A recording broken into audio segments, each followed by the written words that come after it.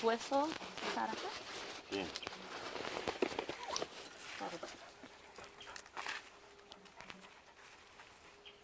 Está muy cerca de mí ahora. Pepe, ¿estuviste en un congreso discutiendo, No, no estuve en el Congreso. Estuve al final. sí, la situación de la política? Estivesse con Dilma. Yo gostaria que hablase un poquito sobre este momento político en todo el mundo, en algunos espacios con avanzo de la derecha. Bueno, sería bueno que te fijaran en lo que dice al final. Para mí esa es una interpretación periodística muy simple, muy elemental, muy fotográfica. En realidad las cosas son, desde mi punto de vista, muchísimo más complejas porque no puedo separar el momento que vive América Latina, la manera de verlo, de una percepción más global de lo que es la historia humana desde el punto de vista político. Para mí es un eterno vaivén entre fuerzas conservadoras y fuerzas un tanto más solidarias que no empezaron ayer, que no empezaron con la Revolución Francesa, con esos términos izquierda, derecha, que son permanentes de la condición humana y que significan el fluir e interferir de nuestra civilización en un sentido y en el otro permanentemente. Entonces, lo que llamamos izquierda o fuerzas progresistas o solidarias que tiendan a mitigar o tienen como preocupación central la igualdad, ni son una cuestión absolutamente moderna, porque miro a los Gracos, miro a Epaminondas, miro a Ashoka en la India, miro la historia de Jesús, miro la historia de China, es un vaivén permanente de la historia humana. Entonces, no veo definitivo lo que pasa en América Latina. Ahora hay un avance un poco conservador de derecha, eh, eh, y seguramente en algún momento va a pasar la inversa. Nunca triunfamos definitivamente, ni nunca somos derrotados definitivamente. Eso que llamamos izquierda compone algo que tiene que ver con el acrecentamiento de la civilización humana, según lo veo. Entonces, este es un episodio, hemos tenido peores, más graves, estuvimos tapados de dictadura, no debemos de olvidarnos de eso. Esto va a haber un retroceso en cuestiones sociales, laborales, en la distribución del ingreso, probablemente, pérdida de algunas conquistas sociales. Vendrá lo inverso, que trataremos de recuperar parte de lo que perdemos y alguna cosa más podemos sumar. Y así por el tiempo del tiempo. Y en este momento hay una pérdida de derechos para el Sí, pueblo. hay una pérdida de derechos.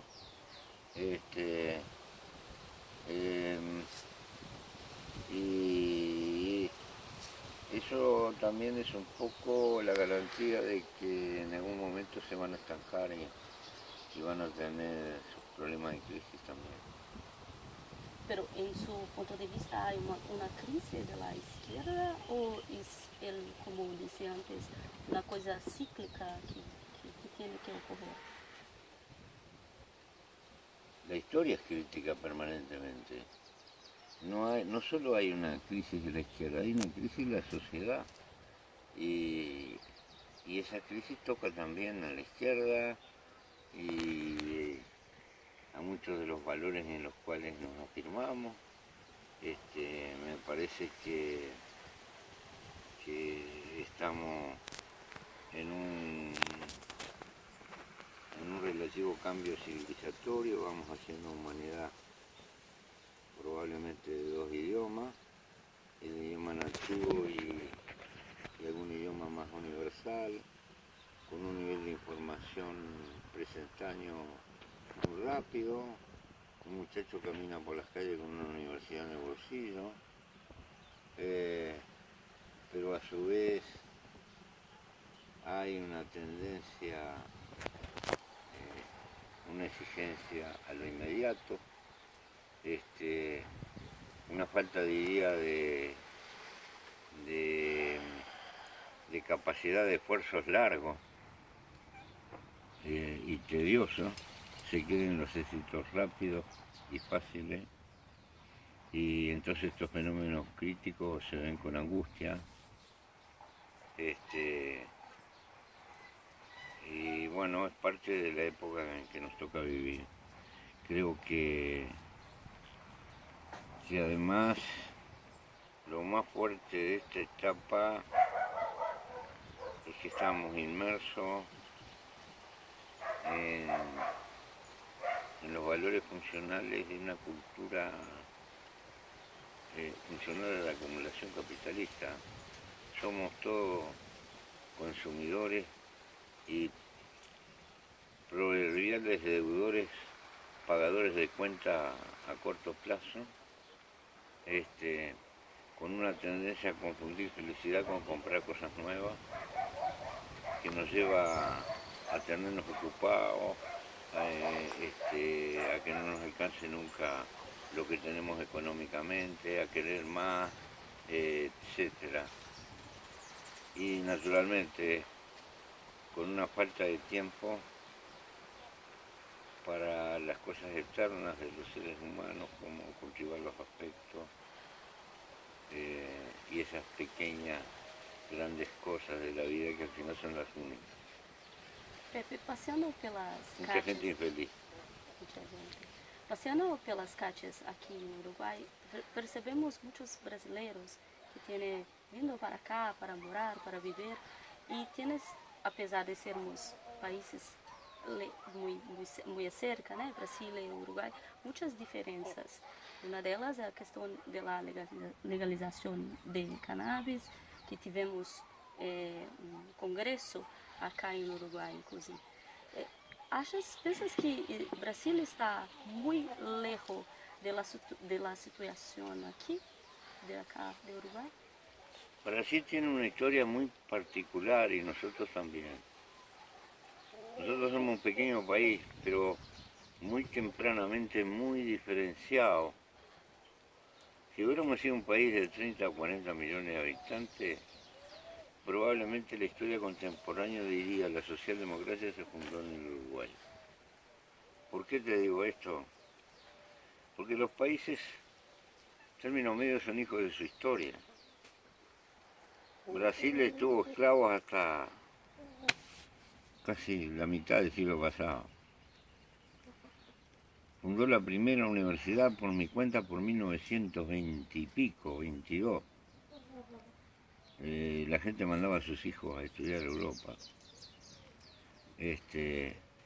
Nosotros tuvimos un presidente que estableció el divorcio por la sola decisión de la mujer en 1912. En 1915 es el primer país que reconoce las 8 horas. El primer país de América que le da el voto a la mujer. Y el segundo, tercero en el mundo.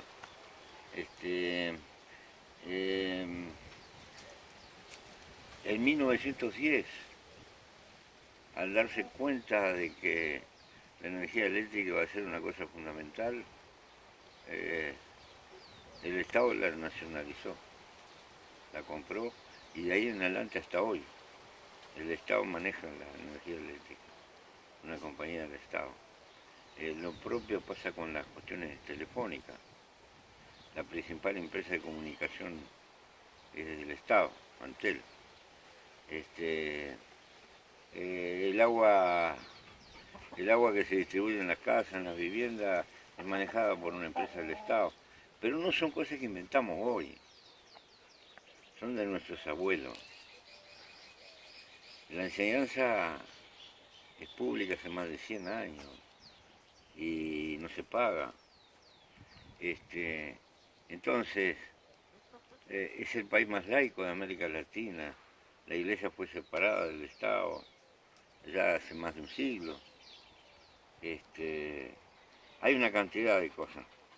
Entonces no debe de extrañar, porque fíjate mi país, por 1917, más o menos, no me acuerdo bien la fecha, el Estado compró la, la destilación de alcohol de boca, la caña, la grapa, y durante más de 50 años el que hacía eso era el Estado, era bueno, no se le entregaba alcohol de madera, etcétera, y con eso se sacaba una rentabilidad para salud pública.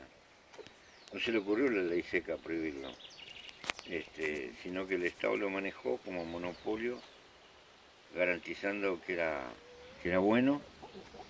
Se reconoció la prostitución ahí por 1914, 1915. Se hizo un registro para asegurar la seguridad social y todo lo demás. Como verá, esas cosas no es que no existen en Brasil, casi en América no existían. Entonces, lo de la marihuana no es otra cosa que reconocer que hay un mercado de consumidores de marihuana y que está entregado al narcotráfico. Nosotros no legalizamos, establecimos una regulación para incidir en ese mercado, porque nos encontramos con dos males: la droga, el consumo de la droga más el narcotráfico. Y lo que estamos evaluando es que la vía represiva con el narcotráfico no ha dado respuesta. Cada vez tenemos más cantidad de presos y como tenemos al consumidor en una situación clandestina, no lo podemos atender o socorrer a tiempo como correspondería con un problema de salud. Entonces, decidimos dar ese paso de regulación para tratar de golpearles el mercado. Policialmente no lo podemos derrotar, queremos destrozar el mercado, que deje de ser negocio. Y conocer al consumidor para poderlo atender cuando pase a niveles mayores. En el fondo es la misma política de haber reconocido la prostitución, de haber reconocido el divorcio, es la misma actitud de reconocer el alcoholismo, de los males que tiene y los problemas que tiene la sociedad, tapándolos no se resuelven. Y bueno, en eso estamos haciendo ese ensayo. Ahora nos damos cuenta que en muchos países hay movida. No tengas duda que la marihuana va a ser legalizada por todas partes. Es una cuestión de tiempo. Es una cuestión de tiempo. Es una cuestión de tiempo. Porque los principales mercados, como Estados Unidos, han inventado formas cínicas de permitirlo. En nombre de que tienes una enfermedad o esto, te duele el pescuezo o eso, llevas la firma de un médico y ya está. Todos fraguados, todo el mundo sabe. Agora, Pepe, para finalizar, como ves o cenário político de 2018, pues, para o próximo ano, ¿Quién? acá em Uruguai e em Brasil? Pensas que Lula é a persona mais adequada para el cargo? Yo no sé si es la más adecuada o menos adecuada, eso lo tendrá que juzgar el pueblo brasilero. Pero en el horizonte parecería que es el más convocante. Y, y creo que están operando dos cosas. Primero el carisma de Lula, que es innegable eso. Pero segundo, políticamente las medidas que está tomando el gobierno actual tienden a incrementar, a pesar de todas las campañas en contra del prestigio de Lula. Lo está favoreciendo porque las reformas que se están haciendo son excesivamente conservadoras, algunas van atrás de los tiempos de Tulio Vargas, van demasiado atrás de la historia humana y eso tiene un costo político. Eso me parece que es lo que ha hecho crecer a Lula. Pero como lo que pasó en Brasil es sui generis, visto de lejos, da la impresión de ser una especie de golpe suave, burocrático, por la estructura política conservadora, cuya finalidad era imprimir una cantidad de reformas que minimicen el peso del Estado en la sociedad brasilera y todo eso. Seguramente que dentro de esas posibilidades debe haber una lucha para que Lula no pueda presentar. Y en ese caso habría que ver quién lo sustituye. Quiere decir que el panorama de Brasil es bastante complicado. Y eso repercute en toda América, por lo que es Brasil, por las dimensiones que tiene. En mi país estamos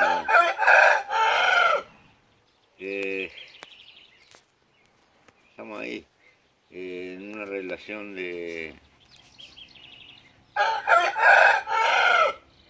más o menos una probable decisión electoral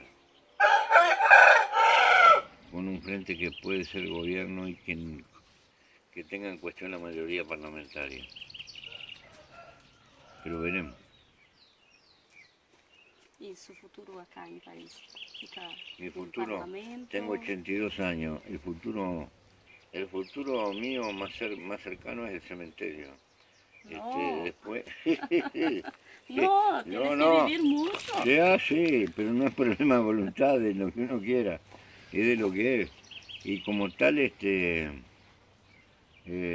yo estoy entrando en la época de que la gente te dice, pero qué bien que estás.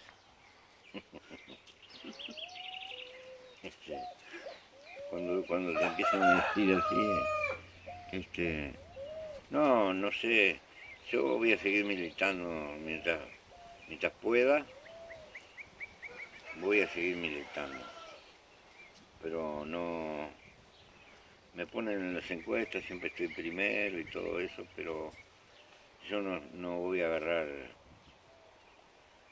compromisos que me quedan grandes para la energía que me queda. La presidencia no. No. Pero el trabajo en la política. Ah, sí, voy a ayudar todo lo que pueda. Ahora tengo mi compañera que es vicepresidenta, también una viejita que estaba para jubilarse y ahí está. Muchas gracias. Bueno.